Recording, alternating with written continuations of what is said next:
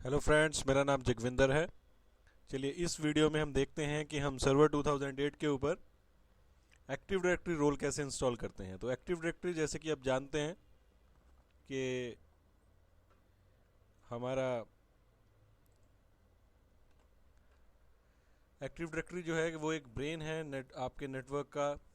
Active directory एक ऐसा database है जो ऑब्जेक्ट्स और सर्विसेज की इंफॉर्मेशन आप अपने पास रखता है। एक सेंट्रलाइज्ड डेटाबेस है। एक हिरार्किकल स्ट्रक्चर होता है जिसमें आपके पास आपके सभी ऑब्जेक्ट्स जैसे कि यूज़र्स, कंप्यूटर्स, ग्रुप्स प्लस जो भी सर्विसेज हैं, डीएनएस, डीएचसीपी, इस सब का डेटा आपके डोमेन कंट्रोलर के ऊपर या एक कंप्यूटर के ऊपर रखते हैं। जिस कंप्यूटर के ऊपर, जिस सर्वर के ऊपर हम एक्टिव डायरेक्टरी रोल इंस्टॉल करते हैं उसको डोमेन कंट्रोलर बोला जाता है। और डोमेन माइक्रोसॉफ्ट की लैंग्वेज में ऐसा ग्रुप है कंप्यूटर्स का जिसमें माइक्रोसॉफ्ट के डिफरेंट वर्जन्स इंस्टॉल होते हैं और उनको कोई डोमेन कंट्रोलर कंट्रोल करता है, एक सेंट्रलाइज कंप्यूटर कंट्रोल करता है। तो हम इस सर्वर को, जो सर्वर 2008 है, इसको डोमेन कंट्रोलर प्रमोट करने वाले हैं। तो इसको प्रमोट करने के दो मेथड्स हैं। या तो आप डीसी प्रोमो कमांड चलाइए जैसे कि, या फिर आप रोल्स में जाके रोल ऐड कीजिए। तो अगर आप रोल ऐड करते हैं तो रोल से ये दो स्टेप में आपकी इंस्टॉलेशन होगी। अगर आप सीधा ही डीसी प्रोमो कमांड चला दें तो ये डायरेक्टली आपके इंस्टॉलेशन, ये कंप्यूटर प्रमोट हो जाएगा एज अ डोमेन कंट्रोलर। तो हम रोल्स में जाते हैं और देखिए अभी 16 रोल में से कोई भी रोल इंस्टॉल नहीं है, तो ऐड रोल करते हैं। ऐड रोल करने के बाद देखिए यहाँ पे रोल है एक्टिव डायरेक्टरी डोमेन सर्विसेज, और इसको नेक्स्ट।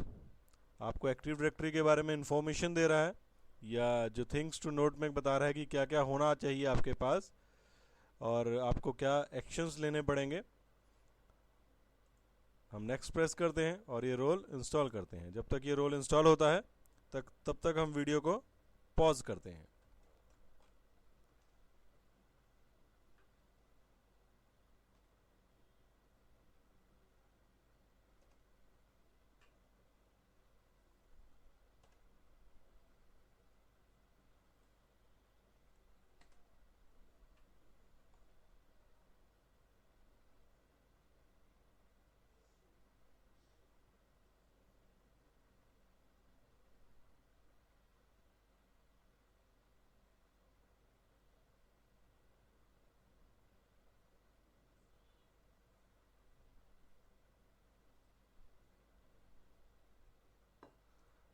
तो देखिए जैसे आप देख पा रहे हैं कि रोल इंस्टॉल हो गया है, कुछ वार्निंग दे रहा है, प्लस अभी आपको क्या कह रहा है, close the wizard and launch the active directory domain services installation wizard. तो आप यहीं से भी इसको क्लिक करके डीसी प्रोमो कमांड रन कर सकते हैं, या फिर आप कमांड प्रॉम्प्ट में भी जाके डीसी प्रोमो रन कर सकते हैं। तो जैसे आपकी मर्जी हो, जैसा आप चाहें वैसा आप कर सकते हैं। तो यहाँ से तो देखिए क्लिक करेंगे हो ही जाएगा। हम इसको रन कमांड में जाके डीसी प्रोमो कमांड मैनुअली चलाते हैं। डीसी प्रोमो मतलब हम प्रमोशन कर रहे हैं इस कंप्यूटर को एज अ डोमेन कंट्रोलर। तो देखिए एक विजार्ड स्टार्ट होता है, और विजार्ड में आपके पास ऑप्शन है, आप एडवांस मोड में भी जा सकते हैं। किसी हम नेक्स्ट वीडियो में बात करेंगे एडवांस मोड की। तो विजार्ड स्टार्ट करते हैं तो आपको कुछ ऑपरेटिंग सिस्टम कंपैटिबिलिटी की बात बता रहा है, जैसे कि विंडोज़ एनटी के बारे में आपको बता रहा है कि ये जो डोमेन कंट्रोलर है, अगर आपके एनवायरनमेंट में विंडोज़ एनटी वर्क कर रहा है, तो जैसे कि पीछे एक न्यूज़ आई थी कि विंडोज़ एनटी की सपोर्ट माइक्रोसॉफ्ट ने बंद कर दी है, और उसके साथ ये जो सिक्योरिटी कंपेटेबिलिटी है ये वैसा अच्छे से परफॉर्म नहीं कर पाएगा जैसा कि क्योंकि वो काफ़ी पुराना ऑपरेटिंग सिस्टम है। तो हमको जस्ट एक वार्निंग आई है, इसको हमारे एनवायरनमेंट में कोई विंडोज़ एनटी के कंप्यूटर नहीं है, तो हम इसको नेक्स्ट प्रेस करते हैं। अब देखिए यहाँ पे वो हमसे पूछ रहा है कि आप इस डोमेन कंट्रोलर को एग्जिस्टिंग फॉरेस्ट में इंस्टॉल करना चाहते हैं या एक नया फॉरेस्ट स्टार्ट करना चाहते हैं। तो माइक्रोसॉफ्ट की लैंग्वेज में फॉरेस्ट जो है वो ग्रुप ऑफ ट्रीज़ है, और ट्री जो है वो एक्चुअली में domain more than two domains जिसमें हो और पेरेंट चाइल्ड रिलेशनशिप हो तो उसको हम फॉरेस्ट बोलते हैं। इनफैक्ट जब हम पहला डोमेन कंट्रोलर इंस्टॉल करते हैं तब वो माना जाता है कि हमने फॉरेस्ट की शुरुआत कर दी है। और सिंगल रूट डोमेन या सिंगल रूट डोमेन उसको हम कह सकते हैं। तो हम नया डोमेन बना रहे हैं, इसको क्रिएट करते हैं, क्रिएट अ न्यू डोमेन से नेक्स्ट प्रेस करते हैं। अब देखिए वो आपसे पूछ रहा है कि कोई ऐसा नाम दीजिए फुली क्वालिफाइड डोमेन नेम। अगर आप जैसे कि एग्जांपल दे रहा है corp.conteso.com, तो अगर आप आपने कोई डोमेन नेम परचेज कर रखा है और आप इंटरनेट से अपने इस सर्वर को एक्सेस करवाना चाहते हैं तो आप नाम डाल सकते हैं। अगर आप इंटरनेट से एक्सेस इसको नहीं करवाना चाहते तो आप इसका कुछ भी नाम डाल सकते हैं। और इसके साथ जो फुली क्वालिफाइड डोमेन नेम है उसमें आप लोकल लिख सकते हैं। लेकिन अब ये इंटरनेट से हम इसको डायरेक्टली एक्सेस नहीं कर पाएंगे क्योंकि इस टाइप के नेम को हमारा इंटरनेट सपोर्ट नहीं करता है। अगर मैंने कोई नेम परचेज़ किया होता जैसे king.com या king.net या microsoft.com या एनी नेम जो भी आप चाहते हैं, इस टाइप का मेरे पास नाम होता तो मैं इसको यूज़ कर सकता था। तो आपकी चॉइस है जैसे आप इसको यूज़ करना चाहते हैं। मान लीजिए हम इसको जस्ट टेस्टिंग पर्पज़ के लिए, हमने इसको इंटरनेट से तो कनेक्ट नहीं करना है, हम king.com लेते हैं, नेक्स्ट प्रेस करते हैं। इस समय चेक कर रहा है कि क्या king.com का कोई और डोमेन तो यहाँ पे इस इन्वायरमेंट में वर्क तो नहीं कर रहा है। तो हमारे इन्वायरमेंट में कोई king.com पहले से नहीं है, और अगर उसको इसी नाम से कोई और डोमेन मिलेगा तो वो यहाँ पे आपको एरर मैसेज दे देगा।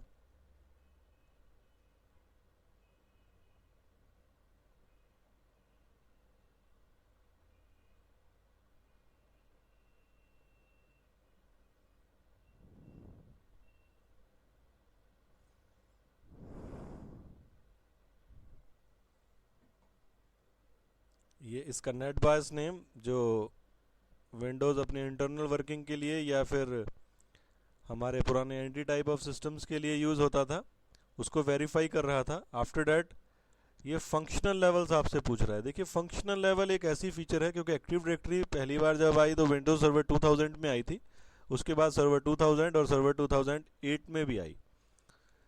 तो जैसे जैसे एक्टिव डायरेक्टरी माइक्रोसॉफ्ट के अलग अलग वर्जन्स ऑफ ऑपरेटिंग सिस्टम्स में आई तो उसमें कुछ ना कुछ इम्प्रूवमेंट्स और एनहेंसमेंट की गई। तो ये जो फंक्शनल लेवल्स हैं ये डिसाइड करते हैं कि आपके इस डोमेन कंट्रोलर में कैपेबिलिटी तो है कि वो सभी न्यू फीचर्स को ऐड कर सके, बट अगर आप उसका फंक्शनल लेवल 2000 रख देंगे तो जो एनहेंसमेंट्स या इम्प्रूवमेंट सर्वर 2003 या 2008 में आई होंगी वो आपको मिलेंगी नहीं, क्योंकि आपने उसको उस लेवल पे ही नहीं सेट किया है जो लेवल लेटेस्ट ऑपरेटिंग सिस्टम का था। और इसकी एक मैं खास बात आपको और बता दूं कि अगर आपके इन्वायरमेंट में कोई पुराना डोमेन कंट्रोलर वर्क कर रहा है और उसके ऊपर विंडोज सर्वर 2000 ऑपरेटिंग सिस्टम है तो फिर आपको ये फंक्शनल लेवल फॉरेस्ट पे 2000 ही रखना पड़ेगा। अगर फॉरेस्ट लेवल पे आपका सर्वर 2000 है, अगर आपका सर्वर 2003 ऑपरेटिंग सिस्टम कोई है और उस सर्वर को आपने डोमेन कंट्रोलर बना रखा है, अगर एक भी सर्वर ऐसा है तो आपको सर्वर 2003 डोमेन कंट्रोलर लेना पड़ेगा, फंक्शनल लेवल लेना पड़ेगा। और अगर आपके इन्वायरमेंट में बिल्कुल फ्रेश इन्वायरमेंट है और आपके इन्वायरमेंट में कोई सर्वर 2003 या 2000 का डोमेन कंट्रोलर नहीं है तो आप इसको विंडोज सर्वर 2008 ले सकते हैं। देखिए मैं ऑपरेटिंग सिस्टम की बात नहीं कर रहा हूँ, मैं उस ऑपरेटिंग सिस्टम के ऊपर डोमेन कंट्रोलर होने की या एक्टिव डायरेक्टरी इंस्टॉल होने की बात कर रहा हूँ, ठीक है। तो विंडोज सर्वर 2008 जो है, अगर आपको कुछ कन्फ्यूज़न है तो आप सबसे लोएस्ट ले लीजिए, क्योंकि लोएस्ट से हाईएस्ट जाया जा सकता है। 2000 से 2003 या 2008 को आप बाद में अपग्रेड कर सकते हैं, लेकिन अगर आपने यहाँ पे 2008 सेट कर दिया तो आप इसको 2000 नहीं कर सकते हैं। तो कन्फ्यूज़न के अगर आपको है तो आप इसको 2000 ले लीजिए। तो हम आपको अगले वीडियो में या किसी और वीडियो में इसको फंक्शनल लेवल को रेज करना भी बताएंगे। तो फॉरेस्ट फंक्शनल लेवल के बाद अगर डोमेन इन्वायरमेंट में फंक्शनल लेवल तो चलिए आपने सेट कर दिया 2000, लेकिन डोमेन इन्वायरमेंट में हो सकता है कि मैं जो एक नया ही डोमेन क्रिएट कर रहा हूँ और उसमें सभी सर्वर्स 2008 के हों, तो यहाँ पे आप 2008 का डोमेन फंक्शनल लेवल सेट कर सकते हैं। इसमें भी वही सेम कॉन्सेप्ट रहेगा कि अगर एक भी डोमेन कंट्रोलर आपका पुराने ऑपरेटिंग सिस्टम के साथ है तो आपको वही फंक्शनल लेवल लेना पड़ेगा, अदरवाइज़ वो उसको देख नहीं पाएगा और उसके साथ वर्क नहीं कर पाएगा। और इसकी डिसएडवांटेज ये है कि अगर आप पुराना फंक्शनल लेवल सेट करते हैं तो जो न्यू फीचर्स हैं वो आपको नहीं अवेलेबल होंगी, क्योंकि आपने उस न्यू फीचर्स वाला फंक्शन तो अभी आपने सिलेक्ट ही नहीं किया है। तो अगर कन्फ्यूज़न है तो आप यहाँ पे भी 2000 ले लीजिए, जैसे कि मैंने पहले बताया है कि इसको लोअर से हायर किया जा सकता है बट हाई से लो नहीं किया जा सकता है। तो इसको 2000 लेते हैं, नेक्स्ट प्रेस करते हैं। देखिए हमारी जो एक्टिव डायरेक्टरी है वो DNS इंटीग्रेटेड होती है और active directory without DNS work नहीं कर सकती है। तो इस समय ये एक DNS सर्वर को ढूंढ रही है। अगर इसको कोई DNS सर्वर पहले से इंस्टॉल हुआ मिल जाता है और अगर हमने उसका एड्रेस में TCP/IP प्रॉपर्टीज़ में सेट कर रखा है तो ये आगे बढ़ जाएगा। अदरवाइज़ ये हमें कहेगा कि हमें ऑप्शन देगा कि इसके ऊपर हम DNS सर्वर रोल भी इंस्टॉल कर दें। और माइक्रोसॉफ्ट रिकमेंड करता है कि जिस सर्वर को आपने डोमेन कंट्रोलर बनाया है उसी को आप DNS सर्वर भी बना दीजिए, क्योंकि दोनों ही सर्विसेज इंटीग्रेटेड है। DNS तो एक्टिव डायरेक्टरी के बिना वर्क कर जाता है, लेकिन active directory without DNS work नहीं करती है। वो हर एक चीज़ की कंसल्टेशन के लिए, हर एक रिकॉर्ड्स को ढूंढने के लिए DNS सर्वर्स को चाहिए ही चाहिए। तो वो इसी कंप्यूटर को DNS बनाने के लिए रिकमेंड कर रहा है। प्लस सेकंड ऑप्शन ये आप चेंज कर सकते हैं, लेकिन देखिए सेकंड ऑप्शन है ग्लोबल कैटालॉग सर्वर।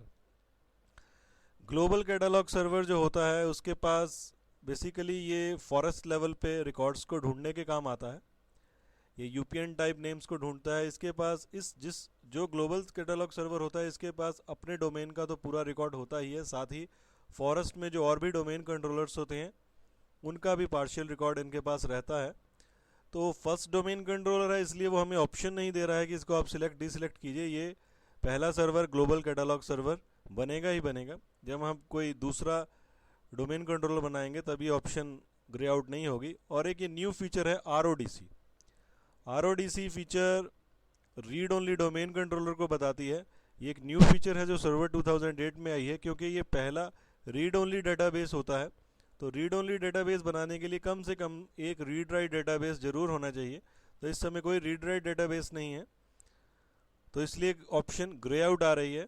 प्लस इसके लिए मुझे फंक्शनल लेवल भी कम से कम 2003 लेना पड़ेगा। तो अभी के लिए हम DNS ऐसे ही रहने देते हैं और नेक्स्ट प्रेस करते हैं। अभी वो मुझे एक वार्निंग दे रहा है कि this computer has dynamically assigned IP addresses. तो हम चेक करते हैं कि क्या ये बात सही है। तो कोई भी सर्वर हो उस पर रिकमेंडेड होता है कि आप जो एड्रेसेस हैं वो स्टैटिकली कन्फिगर कीजिए। तो हम चेक कर लेते हैं। तो इस पर तो IP एड्रेस बिल्कुल ठीक आ रहा है, और इसमें जाके कुछ इसको IP एड्रेस कुछ डिफरेंट मिल रहा है। तो हम फ़िलहाल इस लैंड कार्ड को डिसेबल करते हैं। और एक्चुअली में ये एक और कारण से भी हो सकता है, क्योंकि जो IP एड्रेस है उसमें हमने ऑब्टेन कर रखा है IP एड्रेस IP वर्जन 6, लेकिन हमने कुछ असाइन नहीं किया है।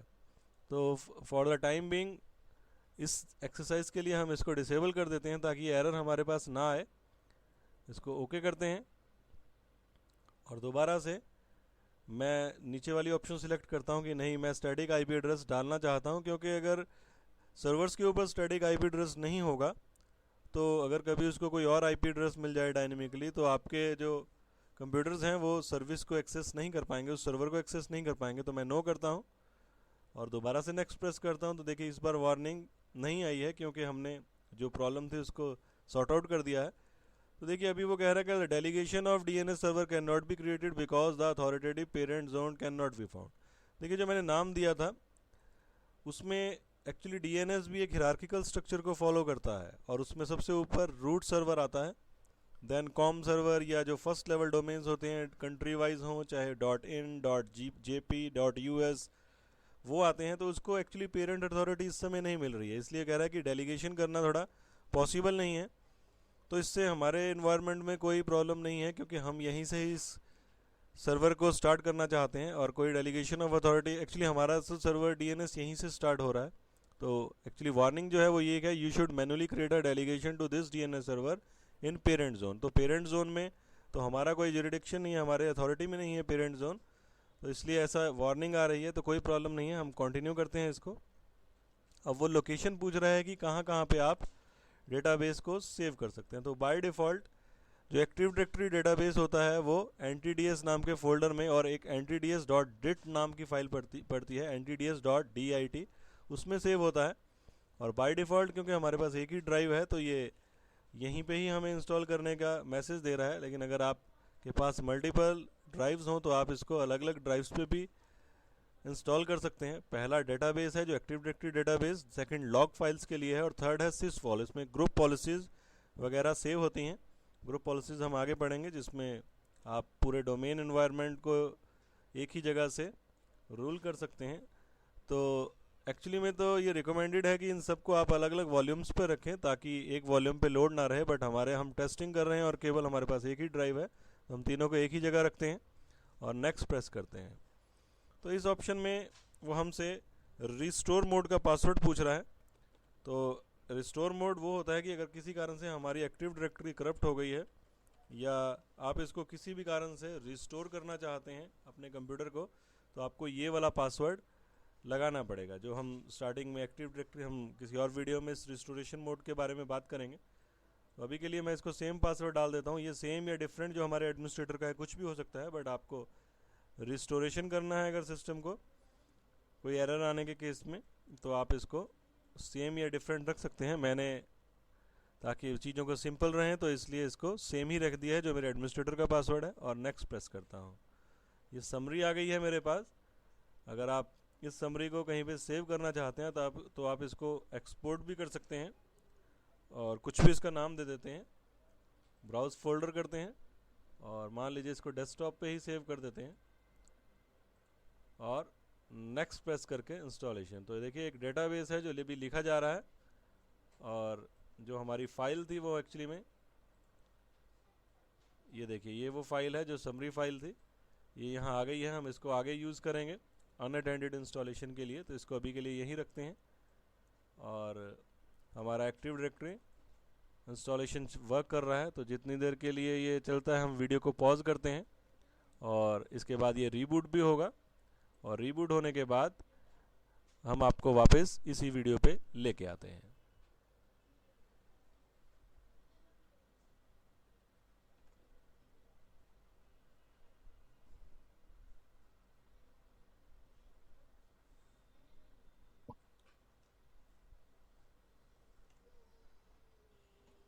तो देखिए after installation of active directory तो हमारे पास जो यूज़र नेम है उसमें भी कुछ चेंज आया है। पहले डोमेन का नाम आ रहा है और फिर एडमिनिस्ट्रेटर का नाम आ रहा है।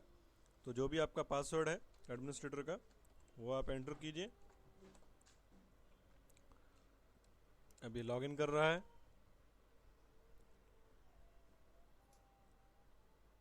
तो डेस्कटॉप को प्रिपेयर कर रहा है।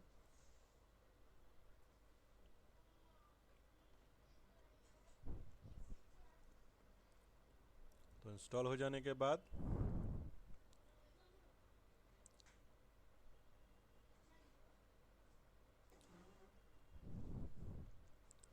आपका सर्वर मैनेजर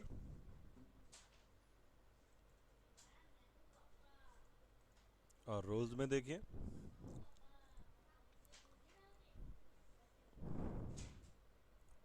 आप वेरीफाई कर सकते हैं स्टार्ट में जाके, एडमिन टूल्स में जाके। तो देखिए यहाँ पे कुछ MMCs आ जाती हैं अगर आप एक्टिव डायरेक्टरी रोल इंस्टॉल करते हैं, जैसे कि active directory users and computers. यहाँ से आप यूज़र्स एंड कंप्यूटर्स अकाउंट्स को मैनेज कर सकते हैं। यहाँ से आप साइट्स को मैनेज कर सकते हैं। ये कॉन्सेप्ट्स हम आगे पढ़ेंगे। यहाँ से active directory domains and trust की बात कर सकते हैं। और देखिए रोल्स में भी वो बता रहा है कि 2 रोल्स आपके सामने आ गए, एक एक्टिव डायरेक्टरी और जो उसके साथ इंटीग्रेटेड है DNS रोल। तो इस तरह से हमने देखा कि एक्टिव डायरेक्टरी रोल हम कैसे इंस्टॉल करते हैं। Thanks for listening.